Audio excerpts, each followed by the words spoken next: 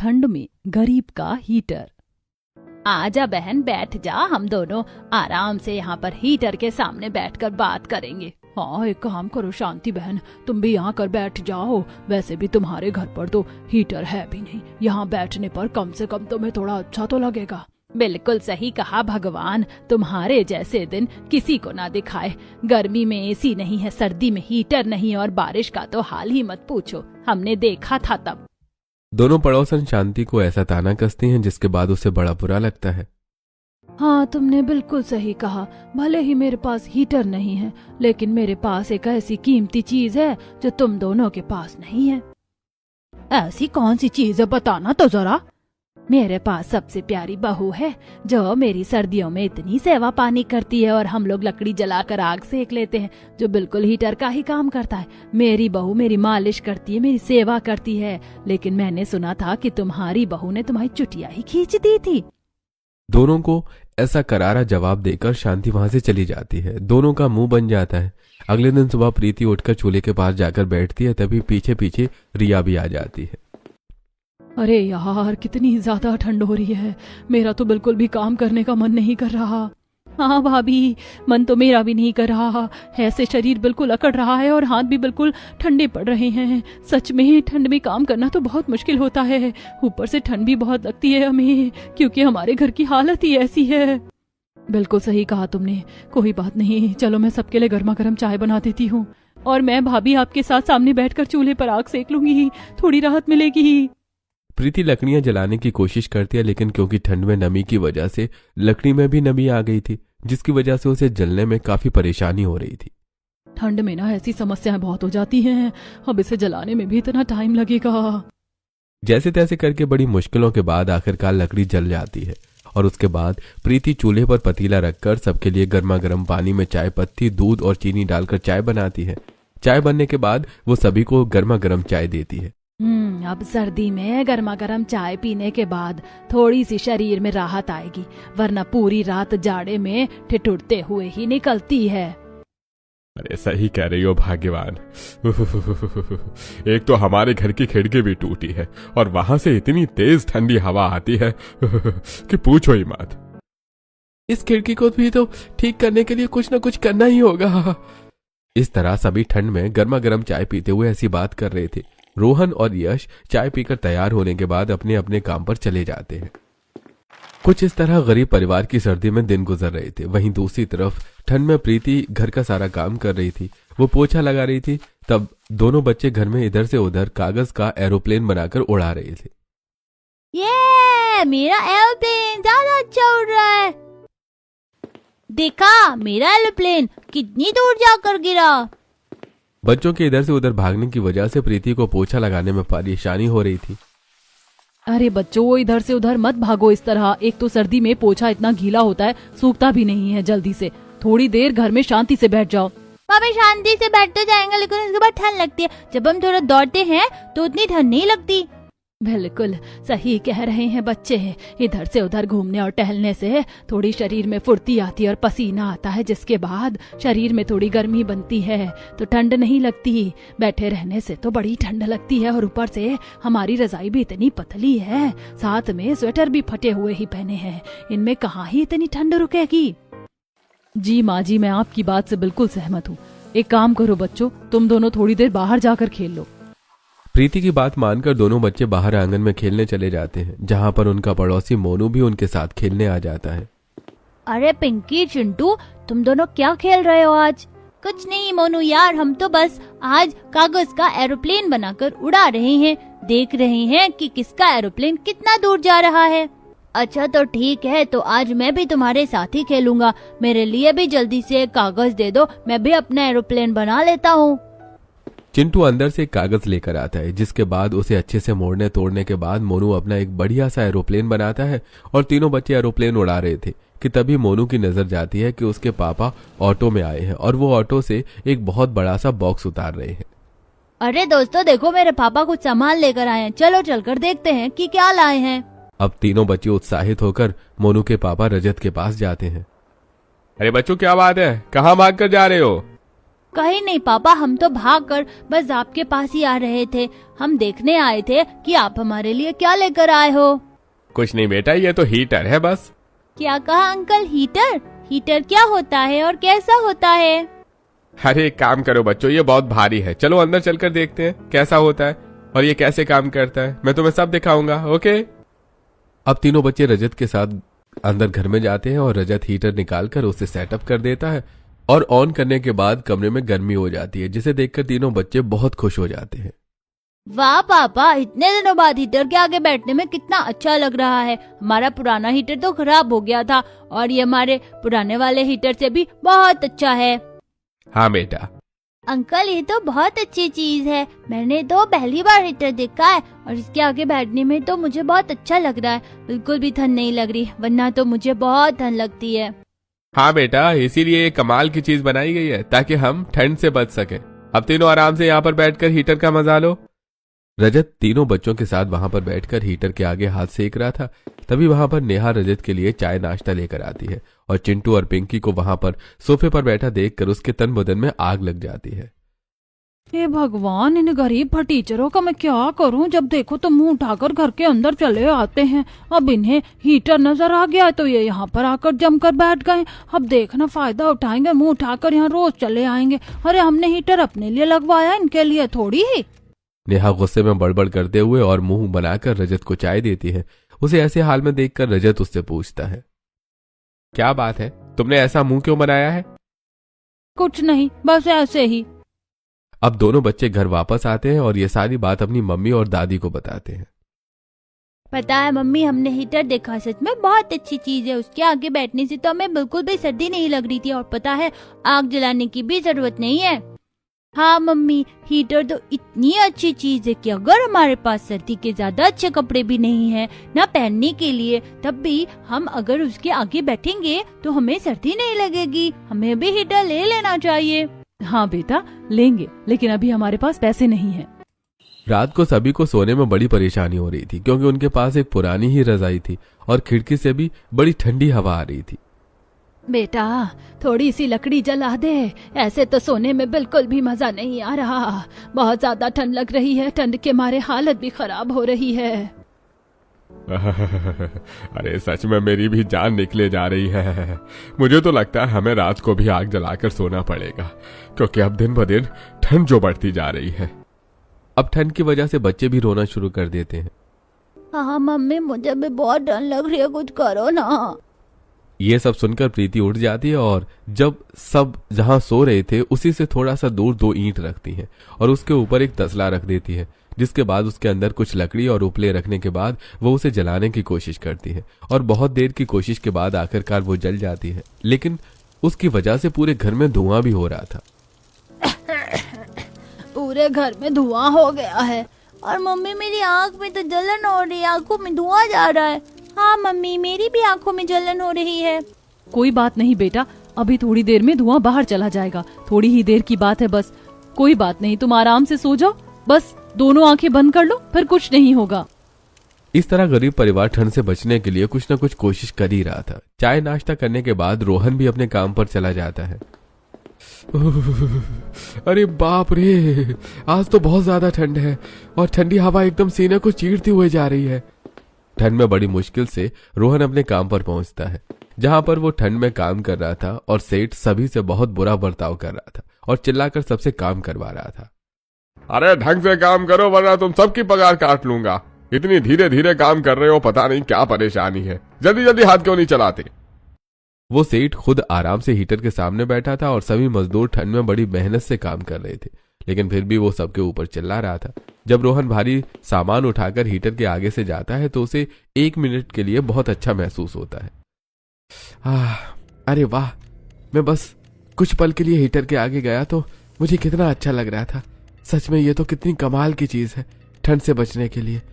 काश मैं इसके आगे थोड़ी देर ऐसे बैठकर आराम कर पाता।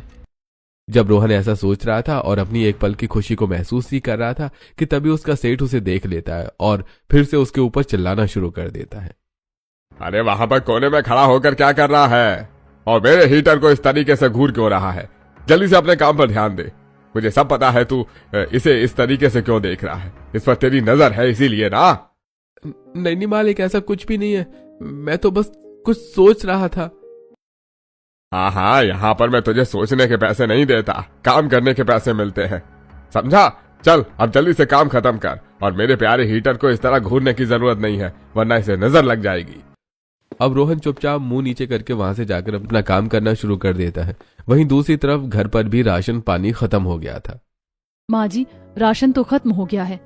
कोई बात नहीं, अभी रोहन और यश जब काम से आएंगे तब हम उन्हें बता देंगे, तब वो राशन ले आएंगे। लेकिन माँ जी, बच्चों को बहुत भूख लग रही है।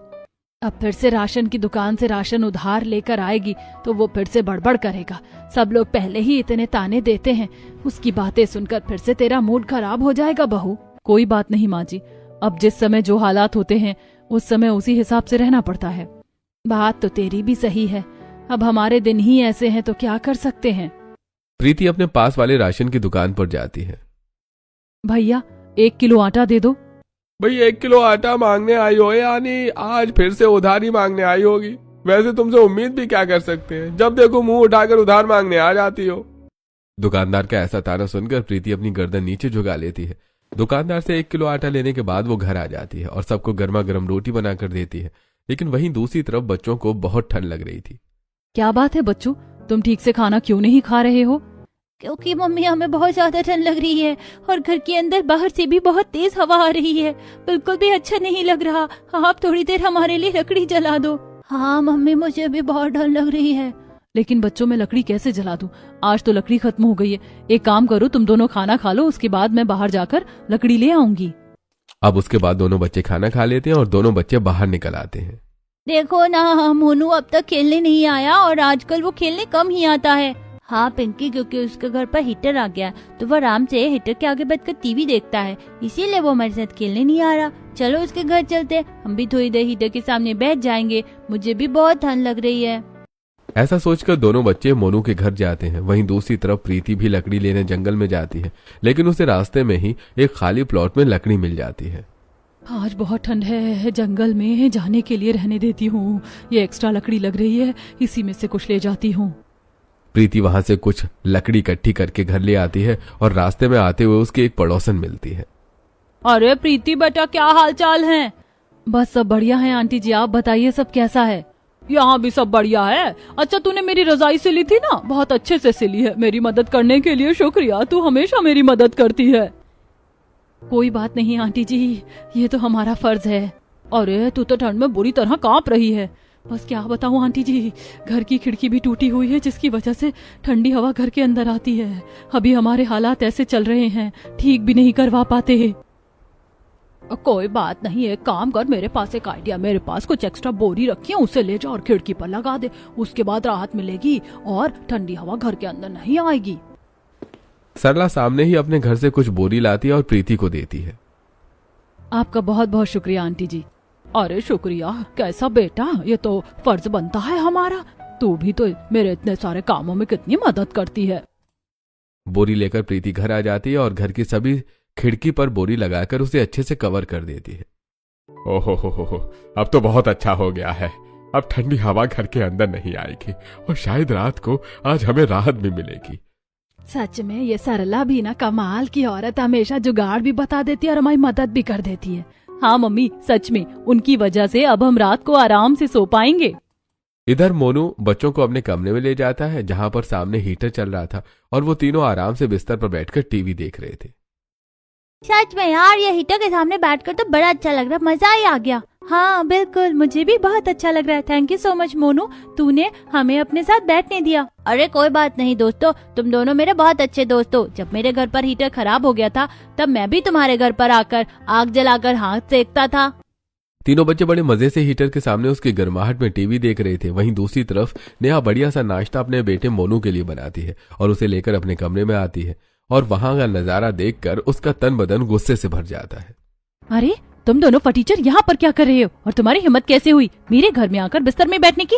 पता नहीं कितने दिनों से नहाए भी नहीं होगे, ऐसे तो तुम पीछे से कभी भी घुस जाओगे। मम्मी ऐसा मत बोलो, ये दोनों पीछे से नहीं आए हैं, मैं इन्हें लेकर आया था। देखो बेटा, तुम चुप करो, और तुम दोनों ने तो मजाक ही बना दिया है। तुम जैसों के पास तो कुछ होता नहीं है, बस दूसरों की चीज इस्तेमाल करने के लिए आ जाते हो। जब से हमारे घर में हीटर लगा है मुंह उठाकर कभी भी घुसाते हो। अगर इतना ही शौक है हीटर के सामने बैठने का तो जाकर अपने माँ बाप को बोलो, हमने यहाँ हीटर अपने लिए लगवाया है, तुम्हारे लिए नहीं। चलो निकलो यहाँ से। नेहा बच्चों को बहुत बेइज्जत करती है और उन्हें खूब खरी खोटी सुनाकर वहां से भगा देती है। ये सब सुनकर दोनों बच्चों का दिल एकदम टूट कर बिखर जाता है और वो रोते हुए घर आकर सारी बात बताते हैं। आंटी ने हमें गरीब भतीजा भी कहा और कहा कि हम पता नहीं कब से नहीं ना आए हैं। ये बात सुनकर शांति भड़क जाती है। आखिर उसकी इतनी हिम्मत कैसे हुई कि उसने मेरे बच्चों को इतना भला बुरा कहा। अरे भले हमारे पास पैसे नहीं है और हम गरीब हैं, तो हमें इतना नीचा दिखाने की क्या जरूरत है। कुछ बहाना लगाकर या कुछ और बात बोलकर बच्चों को घर से भेज देती, लेकिन इतना कुछ भला बुरा कहने की क्या जरूरत थी। अब प्रीति दोनों बच्चों को चुप करवाते हुए कहती है, कोई बात नहीं बेटा, तुम दोनों चुप हो जाओ, बैठ जाओ, मैं लकड़ी लेकर आ गई हूँ, हम सब आग जलाकर मूंगफली खाएंगे, ठीक है। अब प्रीति तसले में सभी के लिए लकड़ी जला देती है और पूरा परिवार उसके आसपास बैठ जाता है। घर में थोड़ी सी मूंगफली बची थी, सब वही थोड़ी थोड़ी खा लेते हैं। आज रात को भी आग जला लेंगे ताकि सोने में थोड़ी आसानी हो और हमें ठंड ना लगे। हाँ मम्मी, वरना रात को बहुत ठंड लगती है और आप भी हमारे लिए हीटर खरीद लीजिए ना, उससे तो हमें बिल्कुल भी ठंड नहीं लगेगी। हाँ मेरे बच्चे, जल्दी लेंगे, चिंता मत करो। अब प्रीति ऐसा बोलकर बात टाल देती है। उसके पास इतने पैसे भी तो नहीं थे। अब रात को सभी खाना खाकर सो जाते हैं और प्रीति ने भी वहीं थोड़ी दूर तसले में आग जलाकर रखी थी, जिसकी वजह से घर में थोड़ी सी गर्मी फैली हुई थी और अब थोड़ा चैन से सो पा रहे थे। लेकिन रात को जब रजाई को नींद में पलटा जाता है तो उसका कोना तसले में लगी आग से जल जाता है, जिसकी वजह से कोना जलने लगता है। ये सब प्रीति देख लेती है और जल्दी से उठकर आग बुझाती है। हे भगवान, ये सब कैसे हो गया। उसकी इस आवाज से सभी घरवाले भी उठ जाते हैं। ये सब देखकर सब बहुत परेशान हो जाते हैं। भगवान का लाख लाख शुक्र है कि आज तो हम लोग बच गए, वरना पता नहीं कौन सी बड़ी अनहोनी हो जाती। इस तरह रात को आग जलाकर सोना तो बहुत ही ज्यादा खतरनाक हो सकता है। हमें आगे से सावधानी बरतनी होगी। शुक्र है किसी को कुछ नुकसान नहीं हुआ। लेकिन इसके अलावा हमारे पास कोई चारा भी तो नहीं है। हमारे पास हीटर भी नहीं है। पहले ही हमारी पतली रजाई थी, अब ये थोड़ी सी कोने से भी जल गई है। अब हम क्या करेंगे समझ नहीं आ रहा। अब तो और ज्यादा ठंड लगेगी। रात को सभी बात करते हैं, उसके बाद सोने की कोशिश करते हैं तो किसी को भी नींद नहीं आती। सबको बहुत ठंड लग रही थी, खासकर बच्चों को, और पूरी रात ऐसे ही निकल जाती है। अगले दिन सुबह, मम्मी हमें बहुत ठंड लग रही है, हमारे लिए हीटर खरीद लो ना। हाँ मम्मी, मुझे भी बहुत ठंड लग रही है। बच्चों को परेशान देखकर प्रीति सोचती है कि वो आखिरकार एक बार जाकर हीटर के बारे में दुकान में पूछ लेगी। वो एक दुकान में जाती है और उसे वहां एक हीटर पसंद आता है। भैया, ये हीटर कितने का है। ये कम से कम 5,000 रुपए का है। दाम सुनकर प्रीति चौंक जाती है और मन में सोचती है, हे भगवान, मेरे पास तो यहाँ पर ठीक से 500 रुपए भी नहीं है। मैं 5,000 रुपए कहाँ से लेकर आऊंगी। अब प्रीति निराश होकर घर वापस आ जाती है, जहां बच्चे इस उम्मीद में थे कि उनकी मम्मी उनके लिए हीटर लेकर आएंगी। लेकिन अपनी मम्मी को खाली हाथ देखकर दोनों बच्चों की आंखें नम हो जाती हैं। मुझे पता था कि हम कभी भी हीटर का इस्तेमाल नहीं कर पाएंगे। सच में हर किसी के घर में हीटर है और किसी को भी ठंड नहीं लगती, लेकिन हमें हमेशा ऐसे ही ठंड में तड़पना होगा।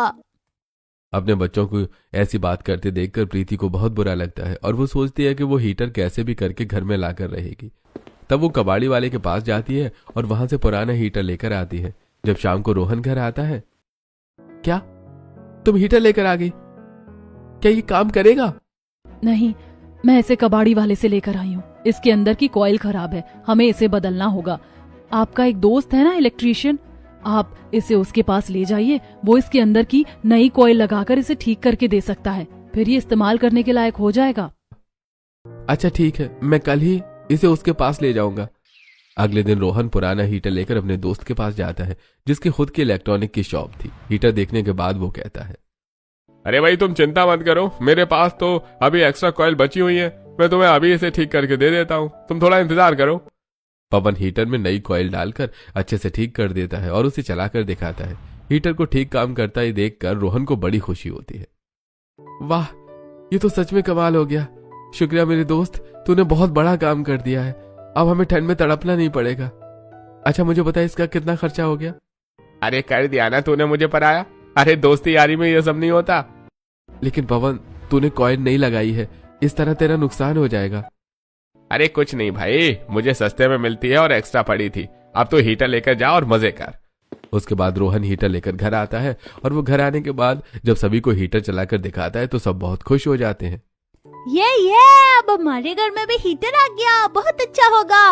अब हमें भी ठंड नहीं लगेगी और हम आराम से सो सकते हैं। हमारा जब मन करेगा हम हीटर चलाकर आराम से गर्मी का एहसास ले पाएंगे।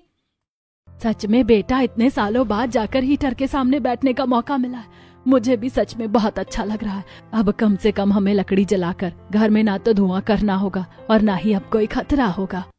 हाँ, और इसके सामने बैठने में तो और भी ज्यादा अच्छा लग रहा है। रात को नींद भी एकदम बढ़िया आने वाली है।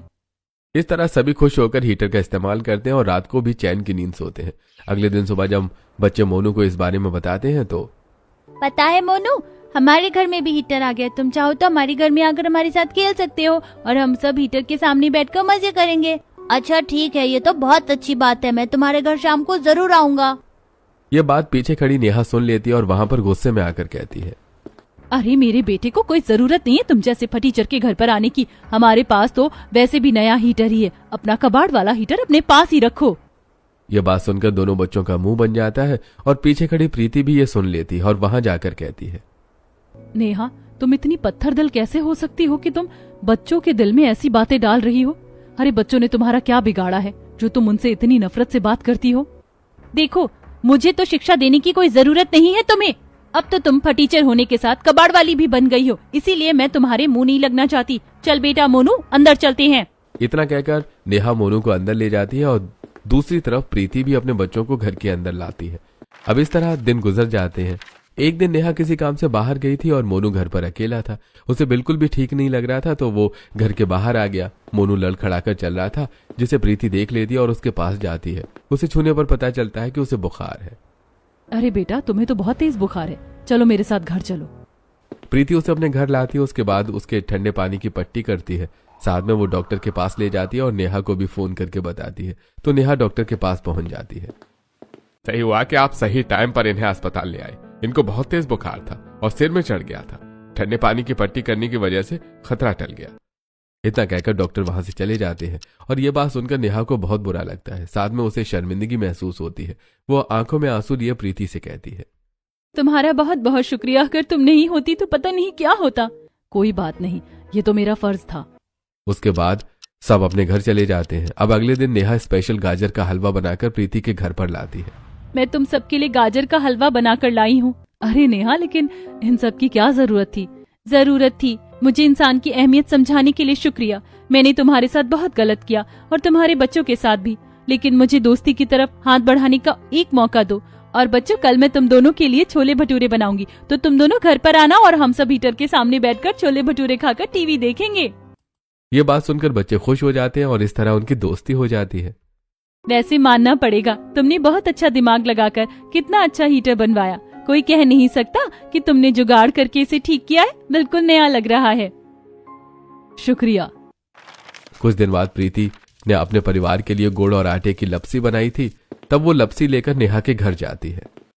देखो, मेरे देवर की बहुत अच्छी नौकरी लग गई है, इसीलिए मैं खुशी में तुम्हारे लिए लापसी बनाकर लाई हूँ। उसने नौकरी के साथ कॉलेज में पढ़ाई की और खूब मेहनत की। आखिरकार उसे अच्छी नौकरी मिल गई। ये तो बहुत अच्छी बात है। कांग्रेचुलेशन। अब तुम्हारे घर के हालात भी ठीक हो जाएंगे। और मुझे तो लापसी बहुत पसंद है और तुम्हारे हाथ की तो बहुत अच्छी लगती है। चलो अंदर चलो, मैं तुम्हें कुछ दिखाना चाहती हूँ। नेहा प्रीति को कुछ कपड़े दिखाती और बताती है कि तुम्हें पता है, मुझे नहीं पता था कि कपड़े इतने भी सस्ते मिलते हैं। मुझे इस मार्केट के बारे में जब से पता चला है तब से मैंने महंगे कपड़े खरीदना बंद कर दिया। फिर तो मैं बच्चों के लिए यहीं से कपड़े लाऊंगी। कम पैसों में अच्छे कपड़े आ जाएंगे। हाँ, और देखो, तुमने मुझसे गर्म स्वेटर लाने को कहा था ना, मैं पिंकी और चिंटू के लिए लेकर आई हूँ। शुक्रिया, मैं तुम्हें शाम तक पैसे दे दूंगी। अरे भूल गई, तुमने मोनू के लिए बैग मंगवाया था, उसी में बराबर हो गया। इतना मत सोचो। इस तरह गरीब परिवार के हालात भी सुधर जाते और प्रीति के जुगाड़ की वजह से गरीब परिवार के पास भी हीटर आ गया था, जिसकी वजह से उनकी सर्दी अच्छी बीतती है। प्रीति की नेहा के साथ बातचीत भी अच्छी होने लगती है।